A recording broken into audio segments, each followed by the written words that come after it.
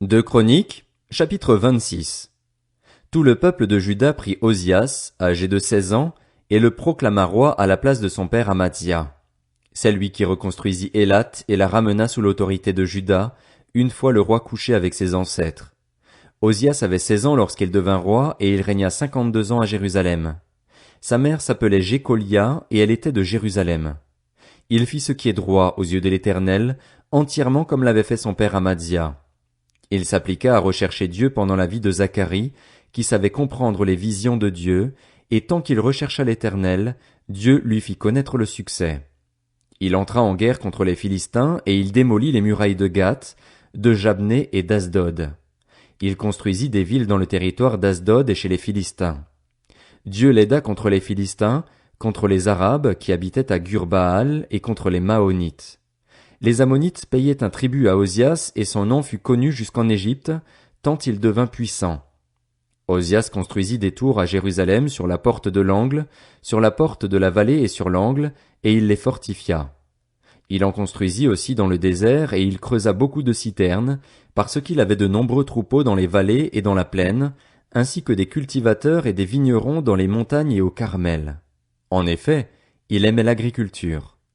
Ozias disposait d'une armée de soldats qui allaient au combat par bandes. Leur dénombrement avait été effectué par Jéhiel, le secrétaire, et par le commissaire Maazéja, et ils étaient sous les ordres de Hanania, l'un des chefs du roi. Le nombre total des chefs de famille pour ces vaillants guerriers était de 2600. Ils commandaient une armée de 307 500 soldats capables de venir en aide au roi contre l'ennemi. Ozias leur procura, pour toute l'armée, des boucliers, des lances, des casques, des cuirasses, des arcs et des frondes. Il fit faire à Jérusalem des machines inventées par un ingénieur et destinées à être placées sur les tours et sur les angles, pour lancer des flèches et de grosses pierres. Sa réputation s'étendit au loin, car il fut merveilleusement aidé jusqu'à ce qu'il soit devenu puissant. Mais lorsqu'il fut puissant, son cœur fut si hautain qu'il provoqua sa perte. Il fit preuve d'infidélité envers l'Éternel, son Dieu, en pénétrant dans le temple de l'Éternel pour brûler des parfums sur l'autel des parfums. Le prêtre Azaria le suivit avec 80 prêtres de l'Éternel, des hommes courageux qui s'opposèrent au roi Ozias et lui dirent: « Tu n'as pas le droit, Ozias, d'offrir des parfums à l'Éternel. Ce droit appartient aux prêtres, aux descendants d'Aaron qui ont été consacrés pour les offrir. Sors du sanctuaire, car tu commets un acte d'infidélité et cela ne tournera pas à ton honneur devant l'Éternel Dieu. » L'irritation s'empara d'Ozias, qui tenait déjà un encensoir, et comme il s'irritait contre les prêtres, la lèpre éclata sur son front, sous les yeux des prêtres, dans la maison de l'Éternel, près de l'autel des parfums. Le grand prêtre Azaria et tous les prêtres le regardèrent et virent qu'il avait la lèpre au front. Ils le poussèrent précipitamment dehors et lui-même s'empressa de sortir, parce que l'Éternel l'avait frappé. Le roi Ozias fut lépreux jusqu'au jour de sa mort. Il habitait dans une maison isolée en raison de sa lèpre, car il fut exclu de la maison de l'Éternel. C'était Jotham, son fils, qui était responsable du palais royal et jugeait le peuple du pays. Le reste des actes d'Ozias, des premiers aux derniers, a été décrit par le prophète Ésaïe, fils d'Amoz. Ozias se coucha avec ses ancêtres et on l'enterra à leur côté dans le cimetière réservé au roi, car on disait: « Il est lépreux. » Son fils Jotham devint roi à sa place.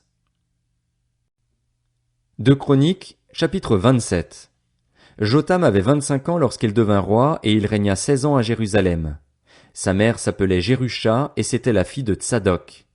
Il fit ce qui est droit aux yeux de l'Éternel, entièrement comme l'avait fait son père Ozias, mais sans pénétrer dans le temple de l'Éternel. Toutefois, le peuple continuait à se corrompre.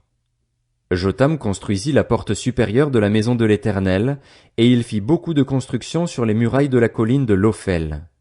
Il construisit des villes dans la montagne de Juda, ainsi que des forteresses et des tours dans les bois. Il fut en guerre contre le roi des Ammonites et il l'emporta sur eux. Les Ammonites lui donnèrent cette année-là 3 tonnes d'argent, 2 200 000 litres de blé et 2 200 000 litres d'orge. Ils lui en payèrent autant les 2e et 3e années. Jotham devint puissant parce qu'il marcha avec persévérance devant l'Éternel, son Dieu. Le reste des actes de Jotham, toutes ses guerres et tout ce qu'il a fait, est décrit dans les annales des rois d'Israël et de Juda. Il avait 25 ans lorsqu'il devint roi et il régna 16 ans à Jérusalem. Jotham se coucha avec ses ancêtres et on l'enterra dans la ville de David. Son fils Akaz devint roi à sa place. 2 Chroniques, chapitre 28. Akaz avait 20 ans lorsqu'il devint roi et il régna 16 ans à Jérusalem. Il ne fit pas ce qui est droit aux yeux de l'Éternel, contrairement à son ancêtre David. Il marcha sur la voie des rois d'Israël. Il fit même fabriquer des idoles en métal fondu pour les Baals, brûla des parfums dans la vallée des fils de Hinnom et fit passer ses fils par le feu, conformément aux pratiques abominables des nations que l'Éternel avait dépossédées devant les Israélites. Il offrait des sacrifices et des parfums sur les hauts lieux, sur les collines et sous tout arbre vert. L'Éternel, son Dieu, le livra entre les mains du roi de Syrie. Les Syriens le battirent et lui firent un grand nombre de prisonniers qu'ils emmenèrent à Damas. Il fut aussi livré entre les mains du roi d'Israël, qui lui infligea une grande défaite. Pékar, fils de Rémalia, tua en une seule journée 120 000 hommes, tous vaillants, en Juda, parce qu'ils avaient abandonné l'Éternel, le Dieu de leurs ancêtres. Zikri, un guerrier d'Éphraïm, tua Maazéja, le fils du roi, Azrikam, le chef du palais, et Elkana, l'adjoint du roi. Les Israélites firent parmi leurs frères 200 000 prisonniers, femmes, fils et filles. Ils leur prirent aussi un très grand butin qu'ils emmenèrent à Samarie. Il y avait là-bas un prophète de l'Éternel du nom d'Oded. Il alla à la rencontre de l'armée alors qu'elle revenait à Samarie et il leur dit: C'est à cause de sa colère contre Juda que l'Éternel, le Dieu de vos ancêtres, les a livrés entre vos mains, et vous les avez tués avec une rage telle qu'elle est parvenue jusqu'au ciel. Et vous parlez maintenant de faire des habitants de Juda et de Jérusalem vos serviteurs et vos servantes. Mais vous, n'êtes-vous pas aussi coupables envers l'Éternel, votre Dieu? Écoutez-moi donc et renvoyez ces prisonniers que vous avez faits parmi vos frères, car la colère de l'Éternel est enflammée contre vous. Quelques-uns des chefs des Éphraïmites, Azaria, fils de Jochanan, Bérékia, fils de Méchilémoth, Ézéchias, fils de Shallum, et Amasa, fils de Adlaï, se dressèrent contre ceux qui revenaient de l'expédition et leur dirent: Vous ne ferez pas entrer ces prisonniers ici, car c'est pour nous rendre plus coupables encore envers l'Éternel que vous parlez d'ajouter à nos péchés et à nos fautes. En effet, nous sommes déjà bien coupables et la colère de l'Éternel est enflammée contre Israël. Les soldats abandonnèrent les prisonniers et le butin devant les chefs et devant toute l'assemblée, et les hommes dont les noms viennent d'être mentionnés se mirent à réconforter les prisonniers. Ils employèrent le butin à habiller tous ceux qui étaient nus en leur donnant vêtements et chaussures. Ils les firent manger et boire et les soignèrent. Puis ils conduisirent sur des ânes tous ceux qui étaient fatigués et les amenèrent à Jéricho, la ville des palmiers, près de leurs frères, avant de retourner à Samarie. À cette époque-là, le roi Akaz envoya demander du secours au roi d'Assyrie. Les Édomites étaient encore venus, avaient battu Juda et emmené des prisonniers. Quant aux Philistins, ils avaient lancé une attaque contre les villes de la plaine et du sud de Juda.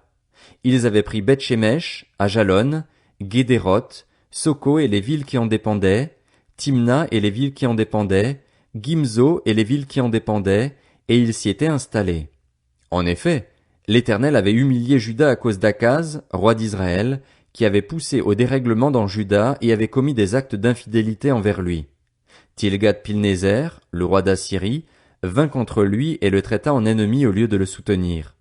Akaz avait dépouillé la maison de l'Éternel, le palais royal et la maison des chefs pour faire des cadeaux au roi d'Assyrie, mais cela ne lui servit à rien. Alors même qu'il était dans la détresse, il persista dans son infidélité envers l'Éternel, lui, le roi Akaz. Il offrit des sacrifices aux dieux de Damas qu'il avait frappés et dit: Puisque les dieux des rois de Syrie leur viennent en aide, je leur offrirai des sacrifices pour qu'ils viennent à mon aide.